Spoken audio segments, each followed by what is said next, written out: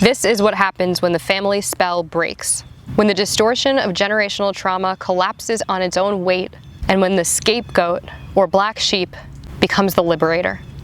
First of all, my name is Rose. If you're new here, welcome. Before I get into it, I want to make a quick disclaimer for those of you who know me personally and are in my family and may even be named in this video without actually naming you. I know this is uncomfortable. The truth is uncomfortable.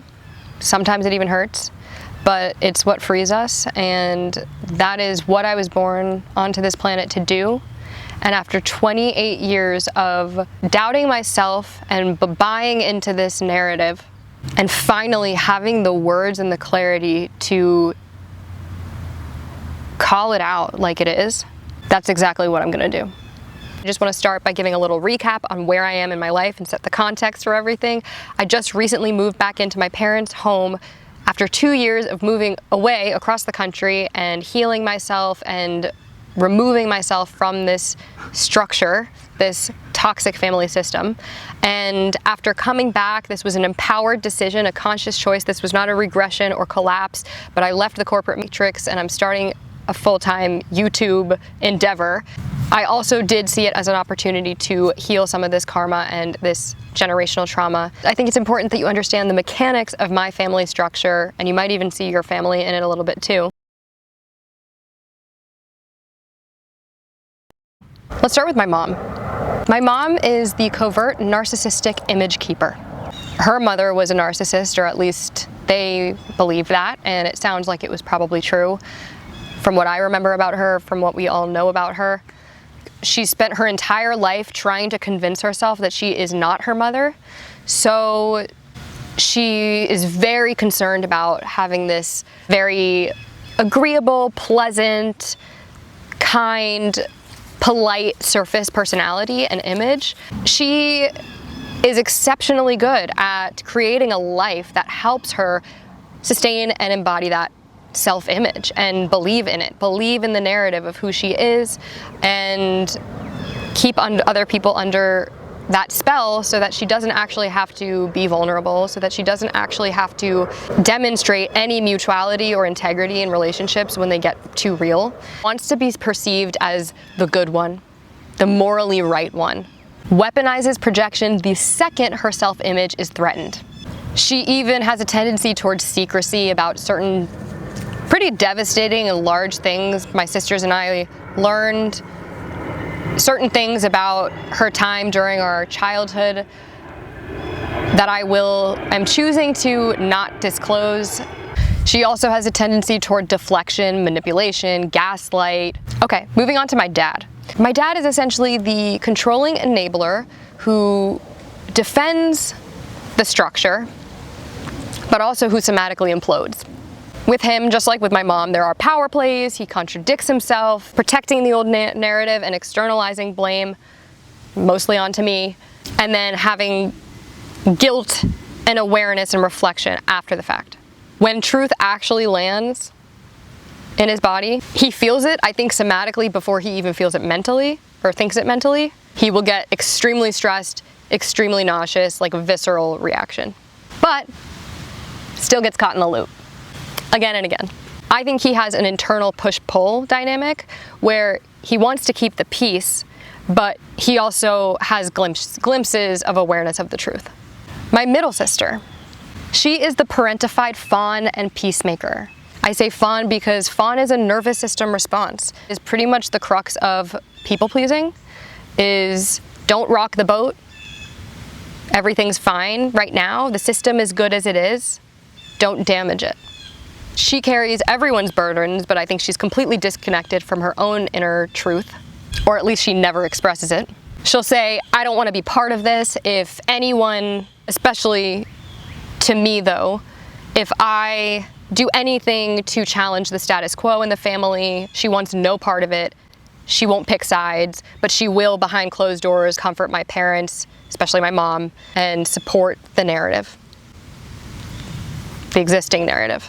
Some of the things she talks about and tries to normalize in her life and in her marriage that are generational beliefs that I've seen cycle through about what is normal and what our family has normalized that are not normal and not healthy. And she's pretty much almost exactly repeating the same survival patterns unconsciously, especially with regard to avoidance. And my oldest sister, she is the codependent good girl.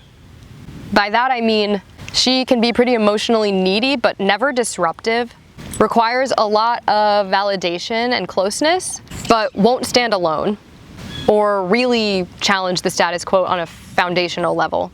She'll talk about the dysfunction behind closed doors, but only really that which doesn't threaten the surface illusion. She still finds comfort in the structure, even if she doesn't like certain things about it. I don't think she has the nervous system capacity to actually challenge it or want to challenge it. But rather than parentification, she's still kind of playing out the role of the child. And then there's me. I am, if you couldn't tell by the title and the intro, the scapegoat or black sheep turned liberator, truth teller, and mirror. I always felt what nobody wanted to name. I didn't know how to handle it, and I didn't always trust it, and it would come out in unproductive ways. But my body always picked up the dysfunction and the toxicity and absorbed the shame. Took the heat for my mother. Her discomfort with herself was projected onto me. Everyone's discomfort with my mirroring things back was projected back onto me. Essentially, everyone plays a very specific role that keeps the narrative intact and the patterns looping until one person opens their eyes and sees it for what it is and stops carrying it. Okay, here's how I got here. So I moved back to my parents' house knowing that they were going to be moving down to be closer to my sister and her family. Ended up finding a house and making an offer, and they're under contract now, and everything's going great, and they only have a 4-day transitional period between the two houses. So my sister said we can stay with them. I would have to stay in the basement where my brother-in-law spends like 90% of his time and would be dominating the space. So I'd have nowhere to escape to, nowhere to breathe, and I already felt a bit overwhelmed the last time I was there. So I suggested to my parents, either we can all stay in a hotel together and split the cost, and maybe it would be cheaper, especially an Airbnb, and they basically attacked me for not wanting to stay in that environment. Obviously, the whole hotel thing was a clear mental health boundary that I was setting. It basically spiraled into this absurd projection loop from both of them about just all of these old narratives and old hurts that they have unaddressed about me. It wasn't about me moving with them or being a burden or anything like that. This was the toxic family structure and the narrative that upholds it on its last legs and fighting for its life. Here's why everything played out differently this time. I have a calm nervous system. I shake when I am standing my ground and speaking my truth because for 28 years of my life, I didn't have the words to do it. I doubted myself, and I would feel it in my body, but I wouldn't have the words, and I would be gaslit and manipulated and dismissed, and I finally can dismantle every single one of their distorted arguments. So I will do it like this, but I will do it with a calm tone, a calm voice, and unwavering truth. There are no more blurred lines. My field is clear. I'm no longer leaking energy or my own baggage that could later be entangled up in their projections or exploited and manipulated to serve their projections. I know where I end and they begin. Any person who's got their eyes open, their feet on their ground, and a slight grip on reality can see that. Also, I'm not attacking their character. I used to be a lot more aggressive, a lot more hostile, more erratic. Now, I just state the cold, hard truth, and I do it firmly. And I'm not saying it for them, I'm saying it for me. But yeah, there's no attacking coming from me. I'm just simply refusing to merge with their distortion. My clarity is the scalpel. I'm not their convenient, shiny object that they get to point to and blame. I'm the reflection that they can't distort. The thing is I could leave. I have the means to. To me, the pros of staying in a toxic family household and be asked to swallow my truth in the name of comfort and upholding this system. It's just not worth the free rent. Not really worth like the pros of being here. They used to have power over me because financially I couldn't pay for things myself. Though, like, there were things that they'd hold over my head and use to play these power games and uphold this system. Now I don't need them. I can walk. I can move to Europe and wherever I want to go. And Europe is where I'm looking at going anyway when I do leave. I can do that, and I can never talk to my family again. I don't want to do that. I love my family. I want us to all grow and get healthier and become more conscious in our patterns. But that's a solution if I really need to. But to me, that feels like escaping and avoiding it as well. And I do not avoid. I am not avoidant. I refuse to be avoidant. And that is one of the ways why I will not repeat the cycle of my parents and all that who came before them.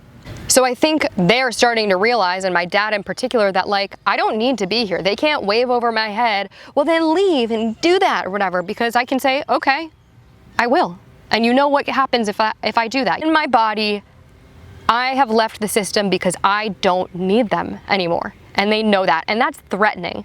Threatening to the construct, threatening to her narrative, to her ego, and it's threatening to them as parents because they don't want their little girl to go across the country and never talk to them again. Especially not on these terms. So where does that leave me? And where does that leave us? I'm gonna stay as long as I need to fulfill my karma. I feel like I am moving through something absolutely massive that is not just intergenerational, but I think karma beyond my lifetime and probably beyond theirs. And I feel so empowered. I don't know if I want to cry or if I want to smile and laugh. I'm so incredibly proud of myself for getting to this point. You have no idea who I was when I was younger, by the way. You have no idea what my life was like. I think that's something that, like, when you watch this channel, that's something you're not going to see much from me, is where I came from, the work that I've done to get to where I am now. And it was hard. I think I went through all the dark rooms in my psyche, places that most people don't dare to go ever in their entire lifetime. And I did it when I was a young adult. That bee came to check on me. And I didn't do it for them. I didn't do it for anyone else. I did it for myself. And it was worth it. And whether or not my parents wake up and indefinitely act with more presence and awareness and drop their defenses and drop the distortion and the power games and all of that stuff and meet me in truth, I will be okay because I have myself. That's not just a thought, that's not just an affirmation. It's a truth in my body that I cultivated through all of that work. And as the black sheep, that reclaiming my truth and my inner authority is profoundly more healing than ever hearing the words "I'm sorry" out of their mouth. I don't need it anymore. And that cut off from need, they have no power over me. And without the power, everything, all the distortion eventually collapses under its own weight. And some will open their eyes sooner than others, and others will grip harder than ever because that's what the ego does as a flailing attempt to preserve what makes it feel safe. This isn't just my story though. This is what happens when the scapegoat stops hiding from the family's shame, stops needing to fit into that cycle, and starts to find safety within. This is what happens when you choose truth and self-trust over survival in a toxic family system. And this is what liberation, and I mean real liberation in the body, in your nervous system, in your heart and soul, feels like and looks like. And this is available to you too. And I hope that sharing my story, everything that's going on, the mechanics of my family, helps you feel a little less alone, helps you feel a bit more inspired about what's possible for you if you continue to relentlessly follow truth, focus on your inner safety, your purpose in life, surround yourself with people who are also on that path. And yeah, if you do that, it gets better. And you can ultimately liberate not just yourself, but maybe even the lineage. The spell is breaking. The black sheep was never the problem. She was the portal. And now, she's the liberator. Thanks for watching this video. If you liked it, please give it a thumbs up and let me know if this resonates with you on some level. Let me know about your story, what brought you here, and subscribe to my channel if you'd like to see more content like this. This is obviously an unfolding story and a huge part of my YouTube journey in general. So I'm so happy you're here and hope you stay tuned to follow along. Talk to you soon. Bye.